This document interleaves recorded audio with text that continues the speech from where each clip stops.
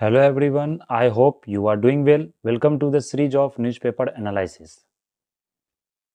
आज हम लोग न्यूज़पेपर शुरू करने से पहले एक ऐसे महान व्यक्ति के बारे में जानेंगे जिन्होंने अपने कार्यकाल में बहुत सारे रिफॉर्म लेकर आए। अनफॉर्चुनेटली उनका कल निधन हो गया एम्स में दिल्ली में। तो सबसे पहले उस महान व्यक्ति के बारे में हम लोग यहाँ पर डिस्कस करते हैं जिनका नाम डॉक्टर मनमोहन सिंह है। वह हमारे पूर्व प्रधानमंत्री थे। तो अगर हम डॉक्टर मनमोहन सिंह के बारे में यहाँ देखें तो डॉक्टर मनमोहन सिंह ने अपने कार्यकाल में बहुत सारे रिफॉर्म लेकर आए थे। तो उनके बारे में अगर यहाँ हम लोग डिस्कस करते हैं तो यहाँ देख सकते हैं आप लोग डॉक्टर मनमोहन सिंह के बारे में। तो वे हमारे फॉर्मर प्राइम मिनिस्टर थे डॉक्टर मनमोहन सिंह, जो कि 92 साल में उनका निधन हो गया। फिर यहाँ देखते हैं उन्होंने क्या क्या रिफॉर्म लेकर आए थे अपने कार्यकाल में। तो उन्होंने एलपीजी रिफॉर्म्स किया था। फॉर्मर फाइनेंस मिनिस्टर भी रह चुके हैं वो 1991 से 1996 तक। वो भी एक इम्पॉर्टेंट मिनिस्टर रह चुके हैं, फाइनेंस मिनिस्टर 1991 से 1996 तक। हम लोग जानते हैं जो हमारा रिफॉर्म हुआ था, एलपीजी रिफॉर्म्स हुआ था, वो 1991 में ही हुआ था। एलपीजी रिफॉर्म्स क्या होता है? Liberalisation, privatisation and globalisation. वह एक बहुत बड़ा रिफॉर्म था इंडिया, खासकर इंडिया के लिए। उसमें क्या हुआ, मार्केट पूरी तरह से आपको ओपन हो गया, जो इकोनॉमी था पूरी तरह से ओपन हो गया। तो वर्ल्ड के जितने भी मार्केट्स थे तो उनका उसका इंपोर्ट एक्सपोर्ट वो पूरी तरह से आपको क्या हो गया, स्टार्ट हो गया। तो ये एलपीजी रिफॉर्म्स के बहुत बड़े एक आर्किटेक्ट थे। इन्होंने इसका प्लानिंग पूरी अच्छी तरीके से इन्होंने किया था। तो एलपीजी रिफॉर्म्स के ये आर्किटेक्ट थे। फॉर्मर फाइनेंस मिनिस्टर थे 1991 से 1996 तक। ये फॉर्मर पीएम भी रह चुके हैं 2004 से 14 तक, 2004 टू 14 तक। आरबीआई गवर्नर भी रह चुके हैं 1982 से 85 तक। तो जितने भी बड़े बड़े पोस्ट हो सकते हैं वो सारे पोस्ट पर इन्होंने काम किया है। तो एक यह अनफॉर्चुनेट इंसिडेंट हुआ है। तो अभी एक सप्ताह के लिए मॉर्निंग डे आपको मॉर्निंग रखा गया, पूरे नेशनल मॉर्निंग का जो घोषित किया गया, शोक सप्ताह पूरा घोषित किया गया इंडिया में। तो doctor Manmohan Singh took his last breath at Delhi AIIMS. तो इनका जो आत्मा उनको शांति मिले, रेस्ट इन पीस। तो ये आपको यहाँ पर हम लोग डॉक्टर मनमोहन सिंह के बारे में रिफॉर्म्स देखेंगे डिटेल में कि उन्होंने क्या क्या रिफॉर्म्स किए थे। वो एक जो फॉरेन मिनिस्टर के रूप में भी, फाइनेंस मिनिस्टर के रूप में भी बहुत सारे रिफॉर्म लाए थे। बहुत सारे वो जब प्राइम मिनिस्टर थे तो बहुत देश से उनका एक अच्छा रिलेशंस था। इंडिया उनके उनके कार्यकाल में, उनके जो टर्म था, उनके टर्म में बहुत सारा रिफॉर्म्स भी आपको इंडिया में आया था। तो हम लोग उनके बारे में यहाँ अच्छे से डिस्कस करेंगे। तो ये हिंदू का आज बहुत सारा न्यूज़ यहाँ पर हम लोग एनालिसिस करेंगे। इंडियन एक्सप्रेस का भी बहुत सारा जो इंपॉर्टेंट न्यूज़ है, चाहे वो प्रीलिम्स टॉपिक के लिए हो या चाहे वो mains exam point of view से हो। तो आज का न्यूज़ बहुत इंपॉर्टेंट हो सकता है आपके लिए एग्जाम पॉइंट ऑफ व्यू से। तो सबसे पहले अगर न्यूज़ आइटम पर हम लोग यहाँ डिस्कस करें तो सबसे पहले अगर न्यूज़ यहाँ पर हम लोग देखें तो बताया जा रहा है कि यहाँ पर अगर देखें तो जो स्कूल का इनरोलमेंट रेट है वो बताया जा रहा है। अभी इंस्टीट्यूट ऑफ मैनेजमेंट, जो इंडियन इंस्टीट्यूट ऑफ मैनेजमेंट है बेंगलोर, उसने अभी एक सर्वे किया। उस सर्वे में उसने बताया कि जो स्मार्ट सिटीज़, जो गवर्नमेंट ने 100 सिटीज़ को यहाँ सेलेक्ट किया है स्मार्ट सिटीज़ के लिए, तो उसमें बहुत सारे सिटीज़ में जब स्मार्ट क्लास का जो प्रोग्राम रखा गया, स्मार्ट क्लास उसे मतलब डिजिटाइज किया गया, तो वहाँ पर इनरोलमेंट रेशियो, आपको स्टूडेंट्स का इनरोलमेंट रेशियो बहुत तेज़ी से इंक्रीज हुआ है। तो ये एक सर्वे था, इसे आप याद रख सकते हैं। मतलब एक डाटा के पॉइंट ऑफ व्यू में, डाटा पॉइंट से आप इसे मेंस में या किसी आंसर राइटिंग में, एस्से में आप इसे लिख सकते हैं कि एक इनरोलमेंट रेशियो बढ़ा है। क्योंकि क्या होता है कि जो प्राइमरी एजुकेशन होता है, सेकेंडरी मीडियम एजुकेशन होता है, तो वहाँ पर बहुत सारा इनरोलमेंट रेशियो भी बढ़ा है स्टूडेंट का। और स्टूडेंट्स को जो चीज़ें मतलब बहुत कठिन लगता है समझने में, उसे वो आसानी से उस स्मार्ट क्लास के मीडियम से वो समझ सकता है। तो ये पूरा मतलब एक आपको यहाँ पर सर्वे था, तो ये आपको यहाँ पर ध्यान रखना है। फिर अभी मनमोहन सिंह का जो निधन हुआ है उसके बारे में पूरा ये आर्टिकल यहाँ पर दिया गया, तो वो हम लोग आगे डिस्कस करेंगे डिटेल में। फिर अगर देख सकते हैं एक बोला जाता है अवॉइडेबल ट्रेजेडी, जो आपने देखा होगा कि अभी जो फिल्म रिलीज हुआ था, पुष्पा 2 का जो मूवी रिलीज हुआ था, उसमें भी एक स्टैम्पीड हुआ था। तो इंडिया में स्टैम्पीड एक बहुत बड़ा बोल सकते हैं ट्रेजेडी बनकर निकल रहा है। क्योंकि अगर यहाँ डाटा देखें नेशनल क्राइम रिकॉर्ड्स ब्यूरो का, जो कि एक क्राइम रिकॉर्ड्स ब्यूरो का डाटा पूरा पब्लिश करता है, चाहे वो सुसाइड से रिलेटेड डाटा हो, चाहे वो डेथ से रिलेटेड डाटा हो, रोड एक्सीडेंट से रिलेटेड डाटा हो, तो वो पूरे डाटा को यहाँ पर एनसीआरबी के जो मतलब टीम है, जो ऑर्गेनाइजेशन, वो पूरे डाटा को कलेक्ट करती है। तो बताया जाता है कि 1996 से 2022 तक, 2022 तक इंडिया ने रिकॉर्ड किया है 3935 स्टैम्पीड इंसिडेंट्स। तो जिसमें कि 3000 से ऊपर, मोर देन 3000, कम से कम समझिए 3000 से ऊपर जो पर्सन्स इंडिविजुअल्स का डेथ हुआ है। तो ये एक बहुत बड़ा कंसर्न का इशू है, चिंताजनक विषय है ये, क्योंकि इतने ज़्यादा स्टैम्पीड, इसका कारण मतलब यही दर्शाता है कि ये गवर्नमेंट फेल कर रही है आपको किसी भी तरह से भीड़ को नियंत्रित करने में। जैसे यहाँ देख सकते हैं क्रोनिक फेल्योर हो रहा है, पब्लिक सेफ्टी को किसी तरह से रिलीजियस फेस्टिवल्स हो गया, पॉलिटिकल रैलीज हो गया, या सेलिब्रिटी अपीयरेंस हो गया, इसमें आपको भीड़ बहुत ज़्यादा इकट्ठा हो जाती है। तो जो गवर्नमेंट का जो बॉडीज़ है, जैसे पुलिस ऑर्गेनाइजेशन हो गया या डिफरेंट जो बॉडीज़ है, वो सही से क्या करती है, भीड़ को मैनेज नहीं कर पाती है। चाहे वो जैसे फेस्टिवल सीजन आपको आ रहा है, महाकुंभ मेला आ रहा है, तो उसमें पूरी तरीके से एक फैसिलिटीज प्रोवाइड करवाया जा रहा है गवर्नमेंट द्वारा कि भीड़ को कंट्रोल किया जाए, क्योंकि रिलीजियस फेस्टिवल में आपको ज़्यादा से ज़्यादा भीड़ इकट्ठा हो जाती है। जैसे आप एग्जाम्पल के तौर पर देख ले, 2011 में क्या होता, सबरीमाला में 106 people died in a narrow pathway. तो 106 उसमें जो पीपल थे उन्होंने जान गंवाया था। फिर 2013 में देखे तो कुंभ मेला जो इलाहाबाद में, उसे 36 people were kill at railway station. तो इस तरह के बहुत सारे स्टैम्पीड डेथ हुआ है। अभी आपने यूपी में भी देखा होगा, जहाँ पर एक बाबा के नाम पर जो एक डेथ हुआ था, उसमें 100 से ऊपर आदमी मतलब कि जान अपना गंवाए थे। तो उस तरह का स्टैम्पीड जो डेथ होता है, जो फैटेलिटीज रेट है, वो बहुत तेजी से आपको इंक्रीज हो रहा है। तो ये इंडिया में एक बहुत बड़ा कंसर्न का एक इशू है।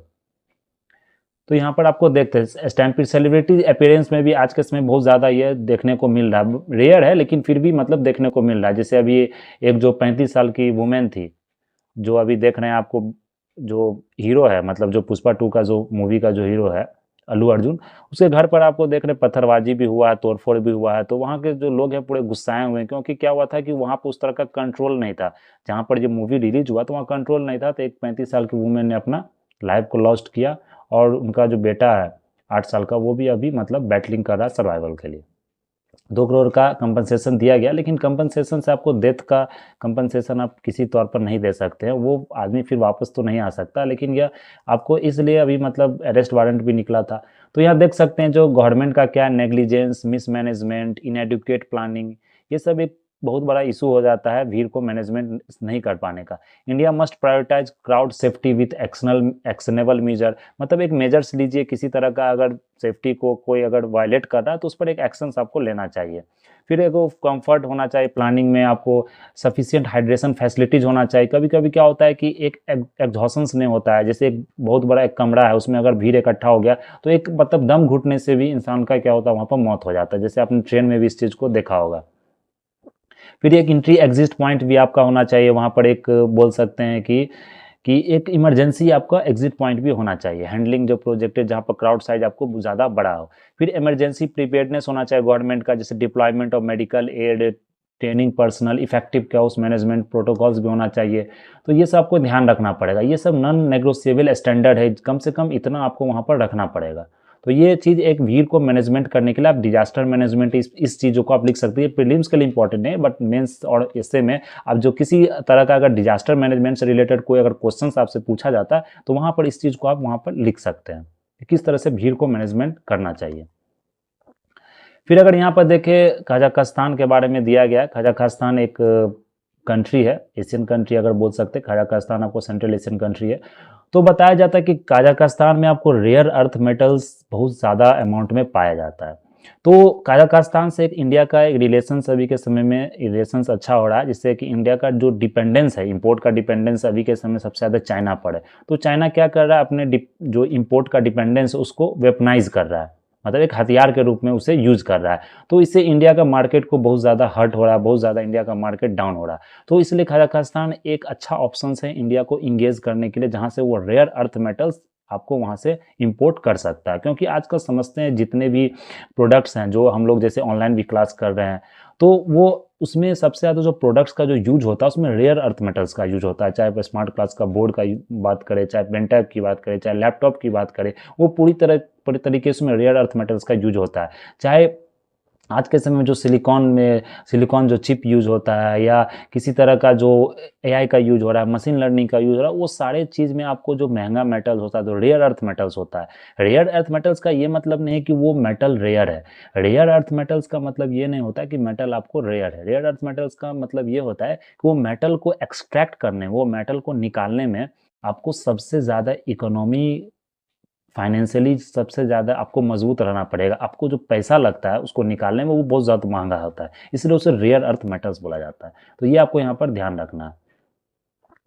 तो फिर यहाँ देख सकते हैं आपको क्या बताया गया, India is the third largest carbon emitter, is pivoting to renewable energy and faces a growing need for rare earth metal. India third largest carbon emitter है। इंडिया में देखो यूएस चाइना के बाद इंडिया सबसे थर्ड लार्जेस्ट कार्बन इमिटर, ये आपको ध्यान रखना, प्रीलिम्स का फैक्ट हो सकता है।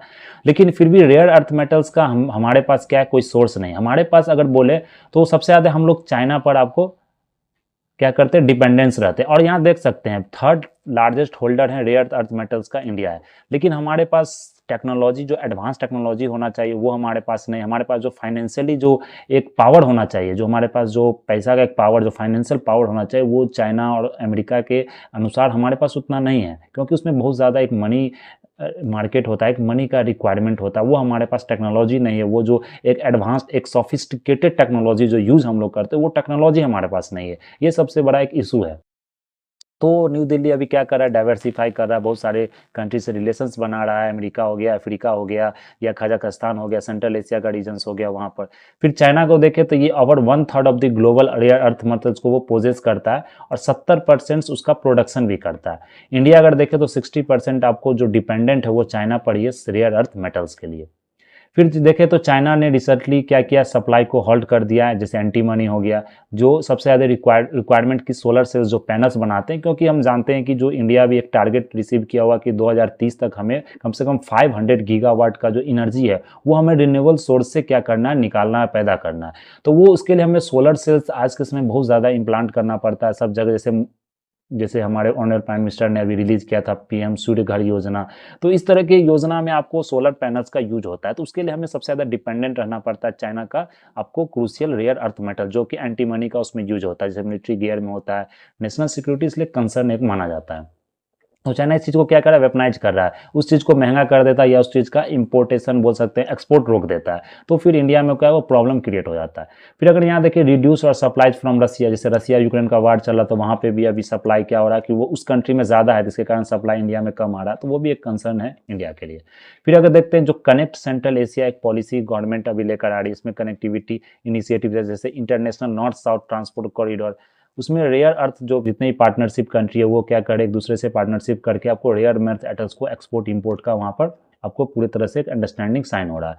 फिर अगर देखें अस्ताना, जो कजाकिस्तान में अस्ताना ऑलरेडी एक्सट्रैक्शन एग्रीमेंट आपको किससे साइन किया, जापान और जर्मनी से, US, South Korea, European Union, इसने रिसेंटली एक ज्वाइंट एक्सप्लोरेशन आपको साइन किया रेयर अर्थ मेटल्स को। फिर जो कजाकिस्तान का extraction of rare earth material से लेके जैसे डिस्प्रोसियम, ये सब मेटल्स भी आपको याद रखना है। डिस्प्रोसियम पूछा जा सकता है, 3-4 मेटल देके पूछा इसमें से कौन सा रेयर अर्थ मेटल्स है।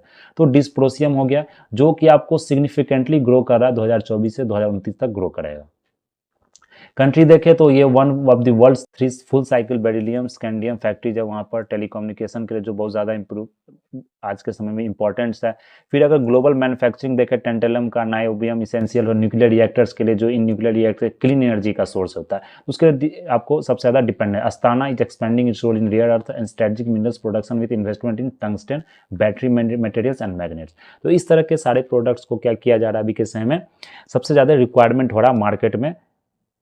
तो फिर अगर नेक्स्ट देखो, Kazakh government is prioritising advance technology and partnership to strengthen it presence in emerging fields like lithium, heat resistant alloys. Kazakhstan जो मेटलर्जिकल प्लांट्स है, बिस्मथ, एंटीमनी, ये सारे मेटल्स आपको वहाँ से क्या किए जा रहे हैं, एक्सप्लॉइट किए जा रहे हैं रिन्यूएबल एनर्जी प्रोडक्शन के लिए। ये सारा मेटल्स आपको बहुत ज़रूरी है।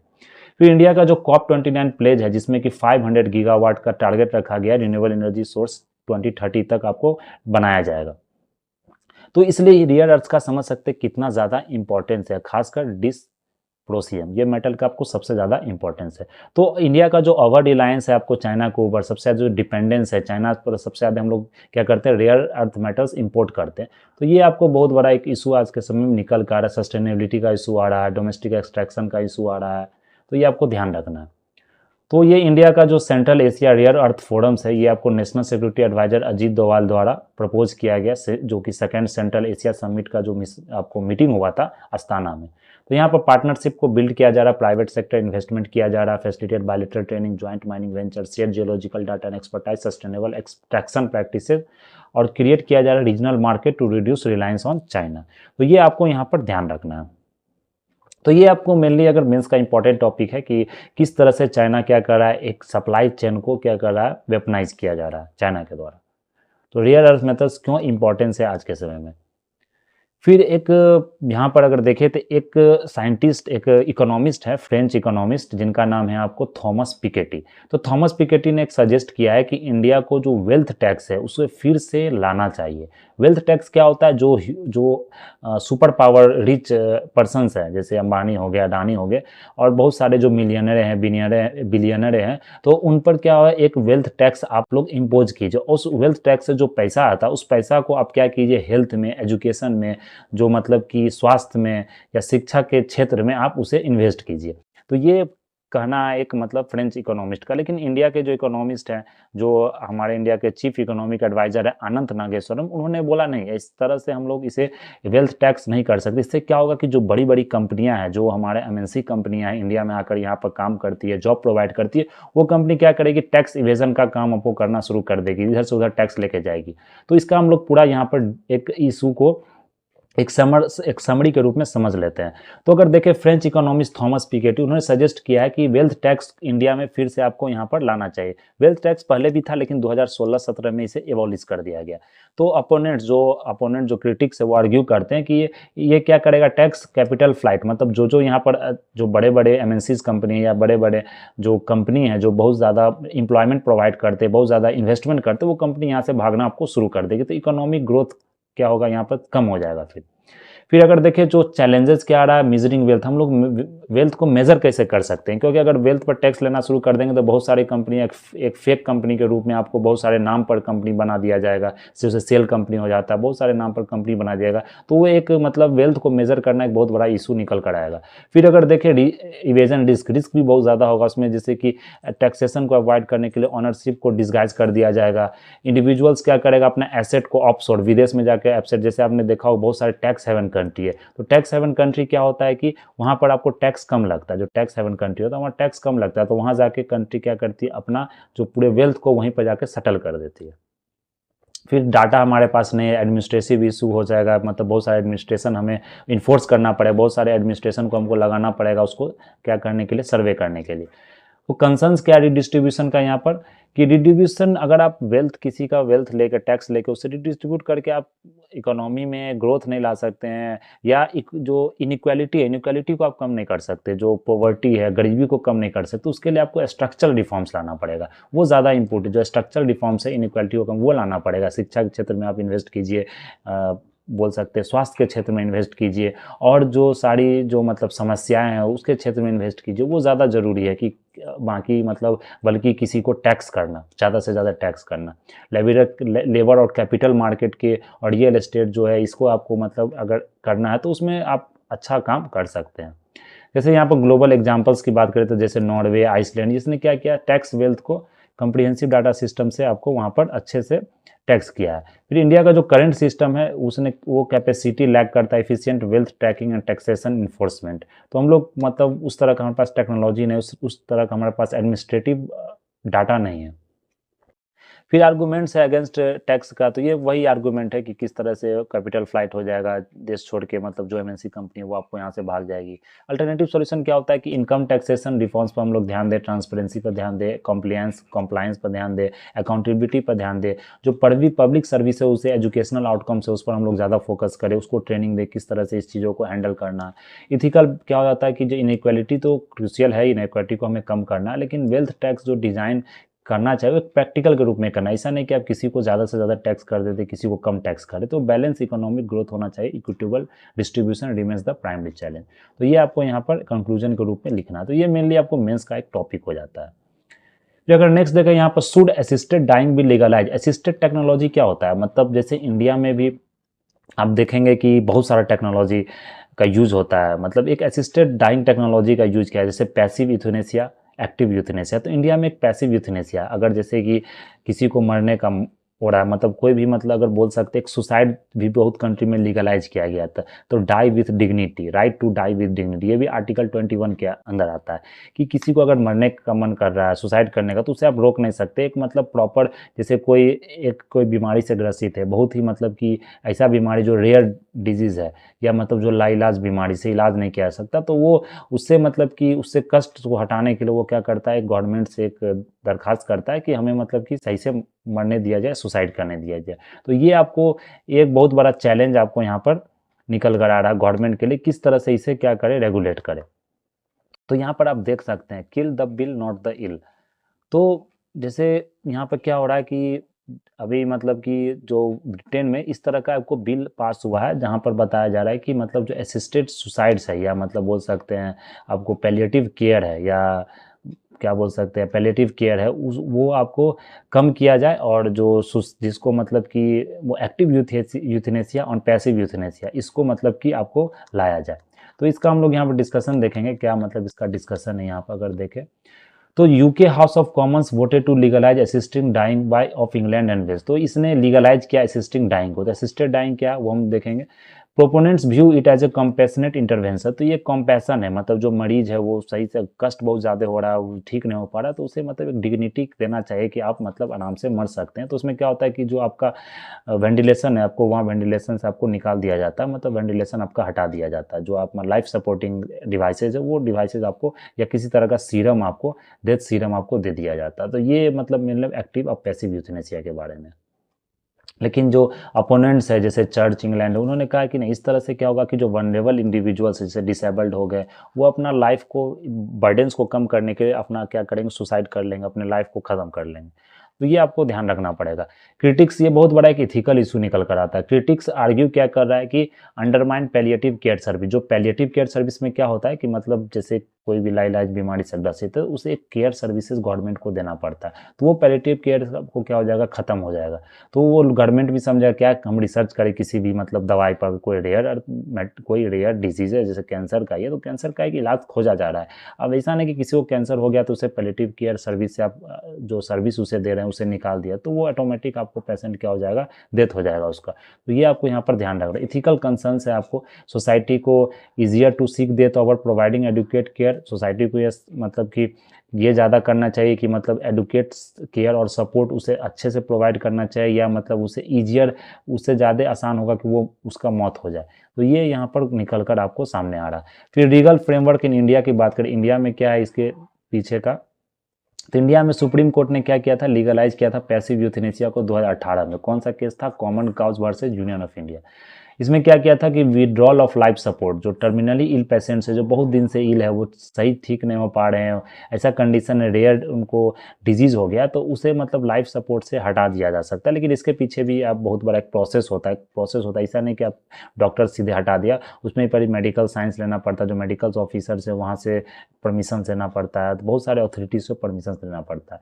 तो इसने आर्टिकल 21 में रखा गया right to die with dignity. ये पूछा जा सकता है, right to die with dignity comes under which article, तो ये आर्टिकल 21 में।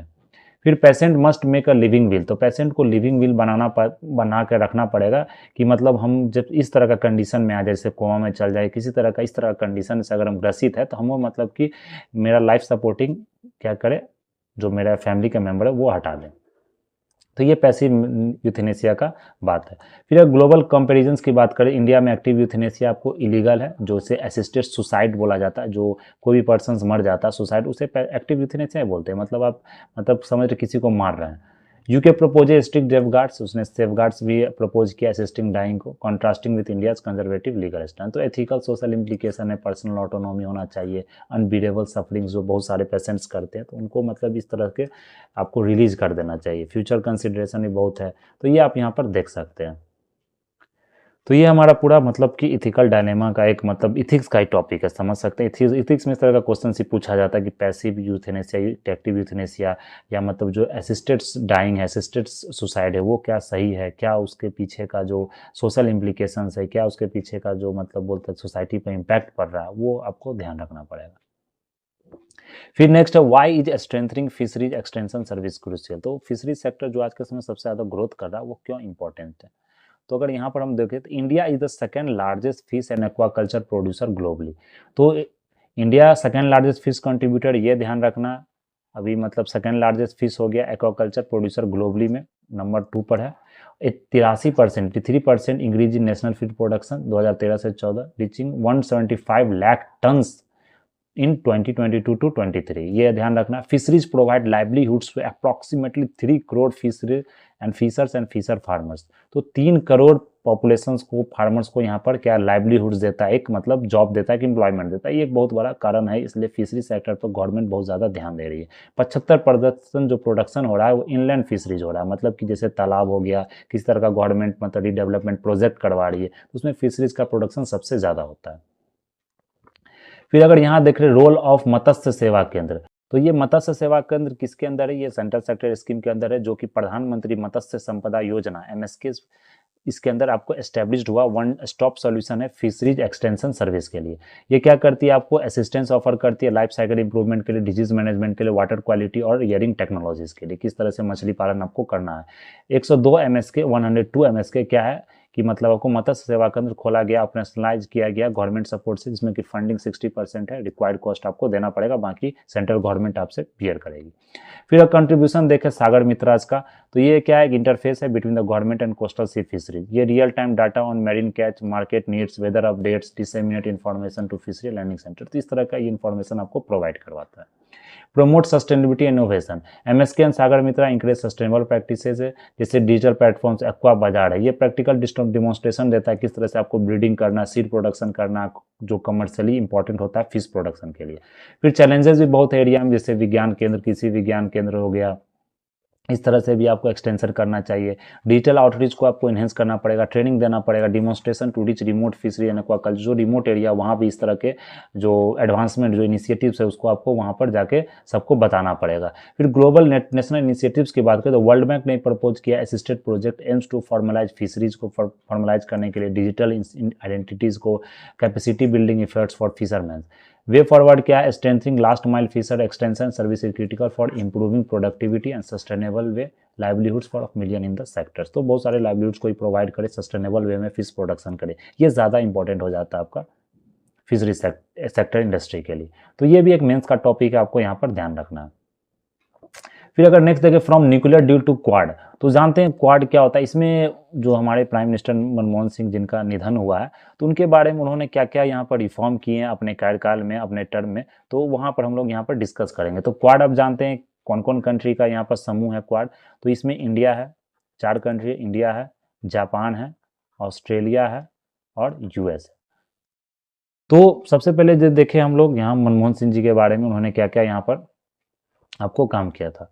तो यहाँ देखते हैं जो 2004 में दिसंबर में हम लोग डिस्कस भी किया था, 26 दिसंबर को आपको सुनामी हिट किया था, मेनली जो तमिलनाडु रीजन में। तो वहाँ पर उन्होंने इस चैलेंज को भी एक्सेप्ट किया था। बहुत सारे वहाँ पर जो तुरंत जो काम होता है डिजास्टर के बाद, वो उन्होंने काम भी शुरू करवाया था आपको बहुत तेज़ी से। फिर अगर देखें वहाँ पर, तो जैसे इन्होंने फर्स्ट वाज इन्होंने क्या क्या काम किया था, India would not accept aid from abroad. इन्होंने पहला बोला था इंडिया किसी तरह का एड आपको बाहर से एक्सेप्ट नहीं करेगा। सेकेंड बोला था कि हम जहाँ भी किसी तरह का अगर कोई भी मतलब इंडियन ओशियंस के रीजन जितने भी कंट्रीज, अगर वहाँ पर किसी तरह का घटना हो जाता है, चाहे सुनामी हो, साइक्लोन हो, तो वहाँ पर गवर्नमेंट क्या करेगी, आपको जो इंडियन गवर्नमेंट है वो एक इंसेंटिव्स प्रोवाइड करेगी, एक मतलब बोल सकते हैं कि हेल्प प्रोवाइड करेगी। ये इनका मतलब एक पॉलिसी था। Within hour the government clear naval and air force missions to Indonesia, Sri Lanka, तुरंत वहाँ पर भेजना शुरू कर दी जितने भी वहाँ पर जो नेवल एयरफोर्स थे। 32 इंडियन शिप्स, 5500 ट्रूप्स, तो इंटरनेशनल एफर्ट में आपको वहाँ भेजना शुरू कर दिए। जो ह्यूमैनिटेरियन असिस्टेंस, डिजास्टर रिलीफ एक क्या था इनका पॉलिसी था, जिसमें कि फर्स्ट रिस्पॉन्डर के रूप में इन्होंने काम किया। तो थर्ड डिसीजन इनका क्या था कि इन्होंने कोऑर्डिनेट करना शुरू किया regularly with others involve in the effort, most जैसे US, जापान, ऑस्ट्रेलिया, ये सारे कंट्रीज से इन्होंने इंगेज करना आपको शुरू कर दिया, जो कि आज के समय में क्वाड मेंबरशिप का एक ग्रुप है। फिर अगर नेक्स्ट देखें इनका, बहुत सारा इनका एक मतलब रिफॉर्म था, बहुत सारा इनका बोल सकते कंट्रीब्यूशन था इंडिया को डेवलप करने में। तो फर्स्ट देखो इन्होंने क्या किया था, जापान के साथ India isolation over the nuclear test of 1998, इन्होंने जापान के साथ भी काम किया। The other was the engagement US के साथ भी इन्होंने इंगेज किया सिविल न्यूक्लियर डील में। फिर अगर देखें तो जो उस समय जो न्यूक्लियर नॉन प्रोलिफरेशन ट्रीटी था, उन्होंने उसमें भी उन्होंने एग्री किया था without agreeing to sign the. तो ये we are able to win waivers at the nuclear supply groups and freed up India access to nuclear energy. तो इंडिया जो क्या था, एक समय में इंडिया पर भी बैन लग गया था कि न्यूक्लियर एनर्जी को प्रोड्यूस नहीं कर सकता, तो उस समय भी मनमोहन सिंह ने आपको काम किया था इस क्षेत्र में। तो ये मनमोहन सिंह का पूरा कंट्रीब्यूशन था। आप जानते हैं जब ये फाइनेंस मिनिस्टर थे उस समय इंडिया में एक क्राइसिस आ गया, ग्लोबल क्राइसिस चल रहा था उस समय, जानते हैं 1991 में। तो मनमोहन सिंह ने उस समय भी आपको काम किया था कि जो इंडिया का जो पूरा सोना था वो समय गिरवी रख के, क्योंकि यहाँ इंपोर्ट के लिए हमारे पास क्या था, मनी नहीं था। जो इंपोर्ट में जो फॉरेक्स रिजर्व था वो पूरी तरह से खत्म हो गया था। तो उस फॉरेक्स रिजर्व पर भी उन्होंने काम किया, फॉरेक्स रिजर्व को किस तरह से मैनेज करना, क्योंकि 2 से 3 दिन का वो फॉरेक्स रिजर्व आपको बचा हुआ था। तो उन्होंने मतलब गोल्ड को गिरवी रख के, मतलब कि मॉर्गेज करके उन्होंने पूरी तरह से फॉरेक्स रिजर्व को क्या किया था, फिर से सस्टेन किया था। तो ये इनका पूरा कंट्रीब्यूशन था। एक महान व्यक्ति थे ये, इन्होंने बहुत सारा रिफॉर्म्स आपको लेकर इंडिया में आया। जो हम लोग आजकल मनरेगा की बात करते हैं, एमजी नरेगा, वो भी इन्हीं का देन है। इन्हीं के समय मनरेगा 2005 में आपको लॉन्च हुआ था, जो आज भी एक बहुत सक्सेस और वर्ल्ड का सबसे लार्जेस्ट एम्प्लॉयमेंट जनरेशन एक स्कीम्स है।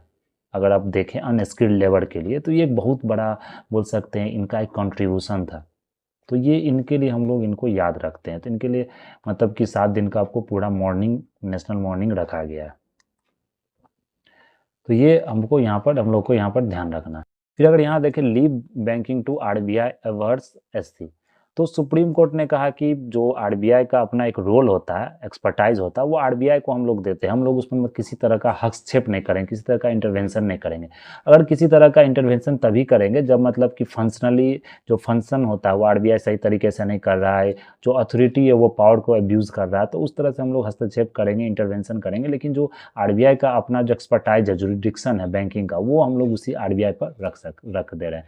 तो क्या था पहले कि 30% तक ही मतलब कि जो क्रेडिट था, कैप था, इंटरेस्ट रेट, वो आपको चार्ज होता था कि किसी बैंक के द्वारा। अब क्या किया जा रहा है, उसे बढ़ा के फिर बैंक मतलब जो आपसे ज़्यादा चार्ज कर सकते हैं अगर आप सही समय पर पेमेंट नहीं कर पा रहे हैं। तो ये पहले क्या था कि एक्सप्लॉयटेशन और बड़ोवर्स एक्सप्लॉयट करने के लिए इसे बंद कर दिया गया था, लेकिन फिर से इसे चालू कर दिया है। तो आरबीआई आप लोग जानते हैं, अभी आरबीआई के जो आई थिंक संजीव मल्होत्रा नए जो आरबीआई गवर्नर बने हैं, संजीव मल्होत्रा, उन्होंने आरबीआई के भी नए गवर्नर बने। तो ये आप लोग को ध्यान रखना, जो इतना परसेंट का जैसे बैंकिंग रेगुलेशन एक्ट के थ्रू आपको ये मतलब कैपिंग इंटरेस्ट रेट आपसे चार्ज किया जाता है। तो ये आपको यहाँ पर इंपॉर्टेंट न्यूज़ था आरबीआई के द्वारा। फिर आप देख रहे हैं आरबीआई का नेक्स्ट न्यूज़ भी है, high attrition rate. Attrition rate क्या होता है कि मतलब कि जैसे जो एम्प्लॉयमेंट है बैंकिंग से सेक्टर में, बहुत ज़्यादा एम्प्लॉयमेंट है। हम लोग सब जानते हैं आज के समय प्राइवेट बैंक सबसे ज़्यादा है, क्योंकि अब पब्लिक सेक्टर बैंक तो बहुत कम है, जो भी बैंक है प्राइवेट सेक्टर। तो प्राइवेट बैंक में क्या हो रहा है कि एम्प्लॉयमेंट भी ज़्यादा है, और एम्प्लॉय क्या कर रहे हैं कि एम्प्लॉयमेंट छोड़ के भी चले जा रहे हैं। मतलब कि जो बोल सकते हैं एक वो हायर एंड फायर होता है ना, कि मतलब वो जॉब को छोड़ रहे हैं। तो एट्रिशन रेट बहुत ज़्यादा हो गया। इस पर एक चिंताजनक विषय, आरबीआई ने इस पर मतलब चिंता जताया कि यह इतना शार्प क्यों है, और ये इंक्रीज़ कर रहा है दिन पर दिन, ये 25% इंक्रीज, ये काज ऑफ कंसर्न है। तो ये जैसे प्राइवेट सेक्टर बैंक में और स्मॉल फाइनेंस में ये ज़्यादा हमें देखने को मिल रहा है। तो इसके पीछे बहुत रीज़न है कि सही से ग्रोथ नहीं मिल पा रहा। जो एम्प्लॉई है, एम्प्लॉई का जो वर्कलोड है वो ज़्यादा तेज़ी से आपको इंक्रीज हो गया, तो रिस्क आपको फैक्टर ज़्यादा है यहाँ पर। तो ये सब आपको यहाँ पर ध्यान रखना है।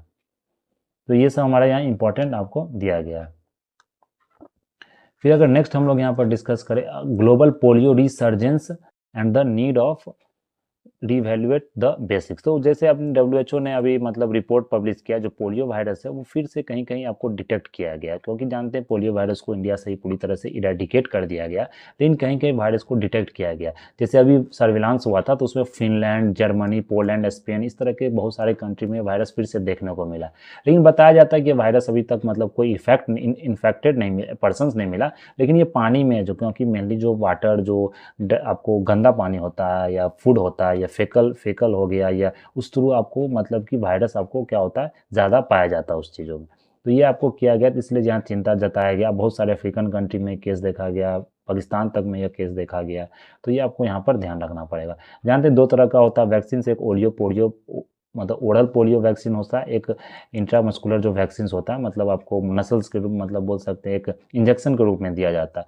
तो बहुत सारे जैसे वैक्सीन का एक नया जो देखा गया था, vaccine derived polio virus wax type. तो इसमें क्या होता था कि जिससे किसी भी बच्चे को वैक्सीन दिया गया, उसका इम्यूनिटी कमज़ोर है, तो वो वैक्सीन उस पर काम नहीं किया, और वो वैक्सीन खुद से क्या हुआ, पोलियो वायरस म्यूटेट होकर क्या होता था, म्यूटेट होकर वो वायरस क्या होता था, फिर से आपको नए पोलियो वायरस में बन जाता था। तो ये बहुत बड़ा इशू निकल कर आज के समय में आ रहा है। इसलिए बताया जा रहा है इम्यूनिटी आपको स्ट्रॉन्ग करने के लिए, और जो पोलियो जो वैक्सीन है, मतलब ओरल पोलियो वैक्सीन, उसको एक तरह से बोलते हैं इनएक्टिवेटेड या एट्यूनेटेड लाइव पोलियो वैक्सीनेशन के रूप में आपको दिया जाना चाहिए। तो ये पूरा मतलब एक, इसे आप पढ़ सकते हैं, इरेडिकेशंस का क्या क्या मतलब डिफरेंट गवर्नमेंट का मतलब इनिशिएटिव्स है, ये आप देख सकते हैं। फिर जैसे कल हम लोग डिस्कस किया था 26 दिसंबर को, उस दिन वीर बाल दिवस मनाया जाता है। किनके याद में मनाया जाता है, वो गुरु गोविंद सिंह के जो बेटे जो जिन्होंने जो शहीद हो गए थे, उनको उनके याद में यह दिवस आपको मनाया जाता है। तो जैसे हम लोगों ने देखा था वहाँ पर, तो प्राइम मिनिस्टर ने जो बाल पुरस्कार है, मतलब वीर बाल पुरस्कार, उन्होंने बहुत सारे मतलब जो बच्चे हैं या बहुत सारे जो चिल्ड्रन हैं उनको यहाँ पर दिया गया था। तो यहाँ पर उन्होंने पॉलिसी भी और बोल सकते हैं, और क्या मतलब कि, और यहाँ पर देखें हम लोग, तो उन्होंने एक नया स्कीम लॉन्च किया, जिसका स्कीम का नाम है, ये स्कीम बहुत इंपॉर्टेंट हो जाता है आपके पीटी एग्जाम के लिए, सुपोषित ग्राम पंचायत अभियान। तो इस स्कीम के अंदर क्या उन्होंने मतलब एम क्या रखा है कि इम्प्रूवमेंट किया जाएगा न्यूट्रिशनल आउटकम्स में और well being by strengthening implementation nutrition, मतलब कि न्यूट्रिशनल आउटकम्स मतलब जो आंगनबाड़ी है वहाँ पर जो न्यूट्रिशन जो दिया जाता है, मतलब बच्चों को दिया जाता है, उस न्यूट्रिशन को आपको बढ़ाने के लिए यह सुपोषित ग्राम पंचायत अभियान उन्होंने लेकर आया है। तो ये इम्प्लीमेंटेशन किया जाएगा, और इससे मतलब डेवलप इंडिया का एक मतलब बोल सकते हैं लिवरेज किया जाएगा। और यहाँ पर जो बहुत सारे कंपटीशन भी कराया जाएगा कि मतलब 1000 ग्राम पंचायत को, इसको 1 लाख रुपया मिलेगा, जो कि मतलब इसमें पार्ट लेंगे और जो विजय बनेंगे। क्योंकि इसमें क्या होगा, कंपटीशन कराया जाएगा कि कौन बेटर न्यूट्रिशन प्रोवाइड करते हैं आंगनबाड़ी को। तो ये आपको यहाँ पर ध्यान रखना है। तो ये वीर बाल दिवस अवार्ड आपको याद रखना है, किनके याद में दिया था, जो सेक्रीफाइस था उनको याद किया जाता है। साहिबजादा कौन थे, साहिब जोरावर सिंह, ये नाम भी आपको याद रखना, साहिब फतेह सिंह। तो इनके याद में यह वीर बाल अवार्ड दिया जाता है, और वीर बाल दिवस 26 दिसंबर को मनाया जाता है। ये प्रधानमंत्री मोदी द्वारा ही शुरू किया गया था। ये आपको यहाँ पर ध्यान रखना है। नेक्स्ट है हमारा, China approves world largest dam on Brahmaputra river. तो ये ब्रह्मपुत्रा रिवर पर चाइना ने अभी एक लार्जेस्ट डैम प्रपोज किया है, वर्ल्ड का लार्जेस्ट डैम, ये ध्यान रखना, वर्ल्ड का लार्जेस्ट डैम आपको ब्रह्मपुत्रा रिवर पर चाइना ने प्रपोज किया, जो कि $137 बिलियन का कॉस्ट करेगा। तो ये इंडिया को बहुत सारा प्रॉब्लम आपको देखने को मिल रहा है इस रिवर के थ्रू। इसमें ज़्यादा इंपॉर्टेंट पॉलिटिकल न्यूज़ आपको नहीं है, ज़्यादा इंपॉर्टेंट ये है कि ब्रह्मपुत्रा रिवर इंपॉर्टेंट है, वो क्या है, कहाँ से ओरिजिन होता है, किस कंट्री में क्या क्या नाम से बोला जाता है। क्योंकि जो 4-5 रिवर होते हैं मेनली, जो पेरेनियल रिवर्स है, जो हिमालय से आपको ओरिजिन होते हैं या तिब्बत रीजन से ओरिजिन होते हैं, जैसे ब्रह्मपुत्रा, गंगा, यमुना, इस तरह के बहुत सारे रिवर है, वो आपको ध्यान रखना पड़ेगा। उसके जितने भी ट्रिब्यूटरीज है, चाहे राइट बैंक ट्रिब्यूटरी हो, लेफ्ट बैंक ट्रिब्यूटरी, इंडिया में कौन से शहर से वो इंटर करते, कौन कौन सा बैंक, किस मतलब कौन कौन सा सिटी सिचुएटेड है बैंक पर, रिवर के बैंक पर, वो भी आपको इंपॉर्टेंट हो जाता है। तो बताया जा रहा है जो ये मतलब डैम आपको बिल्ड किया जा रहा है, तो डैम से क्या होगा कि इंडिया को बहुत सारा इशू होगा। जैसे किसी तरह का अगर लड़ाई भी होगा चाइना से, तो लड़ाई वगैरह क्या होगा, चाइना क्या करेगा, डैम का पानी रोक सकता है। या चाइना क्या करेगा, जो एडजेसेंट एरिया, जो सटा हुआ एरिया है चाइना बॉर्डर से, इंडिया का जो स्टेट है, जैसे अरुणाचल प्रदेश, असम हो गया, तो वहाँ पर क्या कर सकता है, वो डैम को आपको खोल सकता है। तो बारिश का पानी एक पूरा खोल देगा तो वो बाढ़ आ जाएगा, तो वो एक बोलते हैं वेपनाइज कर सकता है इस डैम के जो प्रोजेक्ट को, वो वेपन की तरह यूज कर सकता है। तो ये इंडिया के लिए एक बहुत बड़ा इशू आपको निकल कर आ रहा है। तो ये हमें यहाँ पर ध्यान रखना पड़ेगा। तो ये आप यहाँ से पढ़ सकते हैं।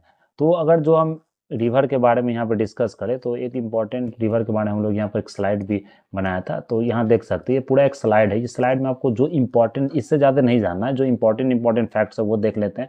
जैसे ओरिजिन ऑफ ब्रह्मपुत्रा रिवर आपको कहाँ से होता है, इसे सन ऑफ ब्रह्मा ही बोला जाता है। ये आपको Chema Yungdung glacier south western Tibet से ओरिजिन होती है। वहाँ से सोर्स का अगर देखें तो इंडस और सतलज के बगल में ही सोर्स है।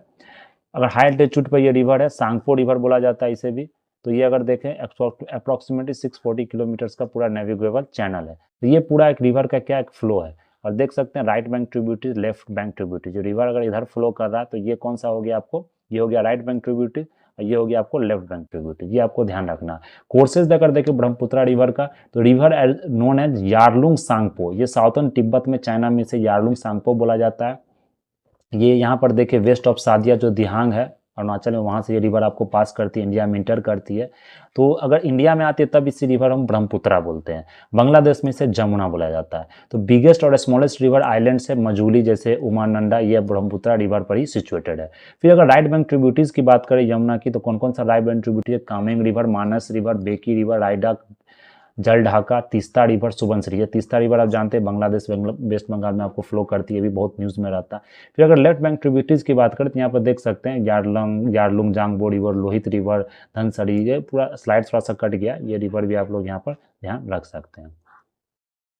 फिर डिफरेंट नेम्स देखे ब्रह्मपुत्रा रिवर का रीजन में, तो तिब्बत में क्या बोला था? सांगपो प्यूरीफायर, चाइना में यारलुंग जांगबो जियांगिन, असम वैली में दिहांग और सियांग, साउथ ऑफ सादिया ब्रह्मपुत्रा बोला जाता है। बांग्लादेश में देखें तो Jamuna river, Padma river, combined waters of Ganga and Brahmaputra. मेघना देखें तो जब ये पद्मा और मेघना जब गंगा और ब्रह्मपुत्रा एक साथ मिल जाते हैं उसे फिर हम लोग मेघना बोलते हैं। तो ये आपको ध्यान रखना है ब्रह्मपुत्रा के बारे में। फिर नेक्स्ट है कौन से स्टेट से ब्रह्मपुत्र आपको फ्लो करती है? ये भी एग्जाम में आपको पूछा जा सकता है, क्रोनोलॉजिकल ऑर्डर में पूछा जा सकता है। अरुणाचल प्रदेश यहाँ से एंटर करती है, अरुणाचल प्रदेश, असम, मेघालय, नागालैंड, वेस्ट बंगाल, सिक्किम। तो देख सकते हैं नॉर्थ ईस्टर्न स्टेट्स का आपको 4 स्टेट यहाँ पकड़ लीजिए। एक वेस्ट बंगाल का स्टेट हो गया, एक सिक्किम का, क्योंकि तीस्ता रिवर है तो तीस्ता रिवर इसलिए आपको ब्रह्मपुत्रा हो गया। सिक्किम यहाँ देख सकते हैं। तो ये आपको स्टेट 6 स्टेट याद रखना है। फिर अगर सिटीज़ देखें जो ब्रह्मपुत्रा बैंक पर लोकेटेड है, डिब्रूगढ़, पासीघाट, नियामाती, तेजपुर एंड गुवाहाटी। ये ज़्यादा इंपॉर्टेंट है। पासीघाट, डिब्रूगढ़, नियामाती, तेजपुर, गुवाहाटी, ये आपको कम से कम 5 सिटी याद रखना है। तो ये इंपॉर्टेंट हो जाता है आपके एग्जाम पॉइंट ऑफ व्यू से। तो हम लोगों ने डिस्कस किया बहुत सारा न्यूज़ यहाँ पर, कुछ कुछ न्यूज़ छोटा वो हम लोग देख रहे थे कौन कौन सा न्यूज़ हमारा यहाँ पर आपको बच गया है। तो हम लोग ने ये पहला न्यूज़ देख लिया था, स्टैम्पीड का भी केस हम लोगों ने डिस्कस कर लिया था, वेल टैक्स भी डिस्कस कर लिया था हमने, एटिस्टेड सुसाइड भी डिसाइड कर लिया था यहाँ पर। ब्रह्मपुत्रा रिवर हम लोग का यहाँ कंप्लीट हो गया, असिस्टेड डाइंग। और जो हमारा नेक्स्ट था आरबीआई का इशू वो हम लोग डिस्कस, पोलियो वायरस का इशू हमने डिस्कस कर लिया था। प्रधानमंत्री का जो यह आपको सुपोषित ग्राम पंचायत अभियान आई ये भी डिस्कस कर लिया था। चाइना ने वर्ल्ड लार्जेस्ट किया। केन बेतवा देख सकते हैं आपको 3-4 दिन से ये न्यूज़ में आपको प्रॉपर आ रहा है, क्योंकि क्या हो रहा है कि एक मतलब बहुत बड़ा एक water linking project, inter river linking project आपको शुरू हुआ है। मतलब कि बोलते हैं हिस्ट्री में इंडिया में आज तक ऐसा कभी नहीं हुआ, बट ये पॉलिसी आपको बन रहा है शुरू से ही, मतलब आज़ादी के बाद ही, लेकिन ये पहला जो इम्प्लीमेंट होने के कगार पर है। तो ये इंपॉर्टेंट इसलिए हो जाता है, ये देख सकते हैं पूरा सा ये उत्तर प्रदेश है, ये केन बेतवा एमपी का रीजन है। तो ये पूरा रिवर को कनेक्ट किया जा रहा है, केन बेतवा रिवर को आपको क्या किया जाए, बेतवा रिवर होगी, केन रिवर को कनेक्ट किया जा रहा है। और यहाँ पर एक धुआधाम डैम बना रहा है, दौधान डैम है। कौन सा डैम है? दौधाम। ये कहाँ पर सिचुएटेड है? पन्ना जो नेशनल पार्क है वहाँ पर ये डैम सिचुएटेड है। ये आपको ध्यान रखना, दौधान डैम, ये इंपॉर्टेंट हो जाता है। पन्ना टाइगर रिजर्व जो कि एमपी रीजन में आपको पूरा यह फैला हुआ है। फिर अगर देखें Ken Betwa linking river project का, तो ये ट्रांसफर करेगा वाटर केन रिवर से बेतवा रिवर में। हम लोग डिस्कस भी किया, 221 किलोमीटर लॉन्ग कैनाल है, ट्रिब्यूटरीज है यमुना का। दौधान डैम यहाँ पर की कंपोनेंट प्रपोज किया गया है। इरिगेशन करेगा आपको इतना लाख हेक्टेयर्स का, ये इंपॉर्टेंट है। 62 लाख पीपल को ड्रिंकिंग वाटर मिलेगा। इतने मेगावाट का सोलर पावर जनरेशन भी यहाँ पर होगा, हाइड्रो पावर जनरेशन होगा। फेज 1 में क्या होगा? दौधान डैम कंस्ट्रक्ट किया जाएगा। फेज 2 में क्या हो जाएगा? लोअर ओर डैम, बीना कॉम्प्लेक्स प्रोजेक्ट, ये सब बैराज आपको वहाँ पर कंस्ट्रक्ट किया जाएगा। गवर्नमेंट का इन्वेस्टमेंट क्या है? 44,605 करोड़। ये बीपीएससी के लिए इंपॉर्टेंट हो सकता है आपका। प्रोजेक्ट दिसंबर में शुरू किया जाएगा। जोग्राफिकल इंपैक्ट देखे 13 डिस्ट्रिक्ट मध्य प्रदेश, इंपॉर्टेंट हो सकता है। यूपी और एमपी को पूरी तरह से इरिगेट करेगा, जो कि ड्राउट प्रोन एरिया है, जैसे पन्ना, टिकमागढ़, छतरपुर, सागर एंड अदर्स। एनवायरमेंटल कंसर्न देखें तो लार्ज स्केल डिफॉरेस्टेशन होने जाना, 9,000 हेक्टेयर कम से कम लैंड सबमर्ज हो जाएगा, क्योंकि डैम बना रहे तो बहुत लैंड, डैम बहुत बड़ा चीज़ होता है। तो आपको बोल सकते हैं कि पूरा मतलब 9,000 हेक्टेयर लैंड को पूरी तरह से आपको क्लियर करना पड़ता है। फिर पन्ना नेशनल पार्क टाइगर रिजर्व है, तो टाइगर हैबिटेट वहाँ पर लॉस हो जाएगा। फिर 2.3 मिलियन ट्रीज को आपको काटा जाएगा। फिर बायोडाइवर्सिटी का बहुत ज़्यादा वहाँ पर क्या होगा? आपको थ्रेट होगा, मतलब बायोडाइवर्सिटी आपको विलुप्त होना शुरू हो जाएगा।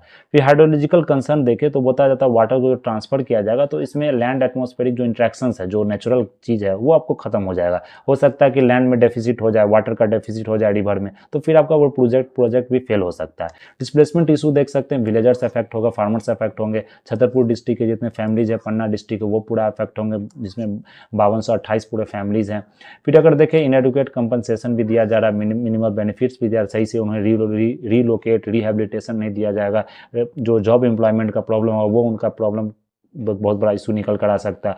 क्रिटिक्स ने आर्ग्यू किया कि इन्वायरमेंटल क्लियरेंस आपको विदाउट सफिशिएंट प्रेजेंटेशन और डाटा के पब्लिश कर दिया गया। सुप्रीम कोर्ट ने अपॉइंट किया था सेंट्रल इंपावर्ड कमेटी, जिन्होंने ऑब्जेक्शंस रेज भी किया इकोलॉजिकल इम्पैक्ट को लेकर। तो ये आपको पूरा यहाँ पर था। फिर आरबीआई ने क्या कमिटी बनाया है, 8 मेंबर का committee experts to develop a frame, जो हम किस तरह से एक कमिटी का नाम मतलब दिया गया फ्री एआई। फ्री मीन्स क्या होगा, फ्रेमवर्क फॉर रिस्पॉन्सिबल एथिकल इनेबलेंट और आर्टिफिशियल। ये आपको बैंकिंग सेक्टर में किस तरह से फाइनेंस सेक्टर में इसे इंप्लीमेंट किया जाए, उसके लिए पुष्पक भट्टाचार्य हेड कर रहे हैं कमिटी को। ये ध्यान रखना, कमिटी के जो मेंबर है उनका नाम नहीं पूछा जाता, लेकिन जो कमिटी के हेड कर रहे हैं भट्टाचार्य कमिटी, वो आपसे पूछा जा सकता है।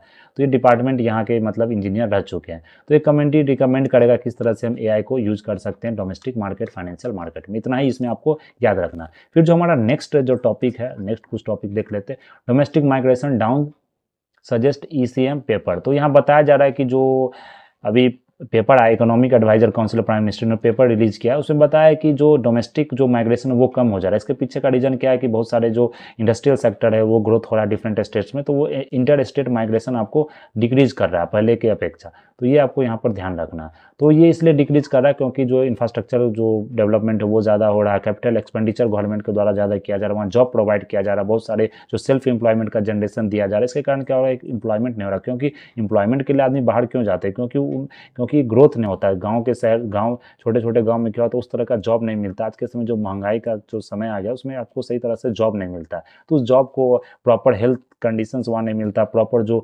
एजुकेशन है, जो शिक्षा है, वो शिक्षा व्यवस्था प्रॉपर नहीं होता सही तरीके से, तो आप बाहर जाते हैं, माइग्रेशन होता है। तो बहुत सारा कारण है माइग्रेशन होने का, वो माइग्रेशन धीरे धीरे आप कम हो रहा है। तो ये एक बहुत अच्छा रिपोर्ट है जिससे पब्लिश किया गया है economic advisory council to the prime minister द्वारा।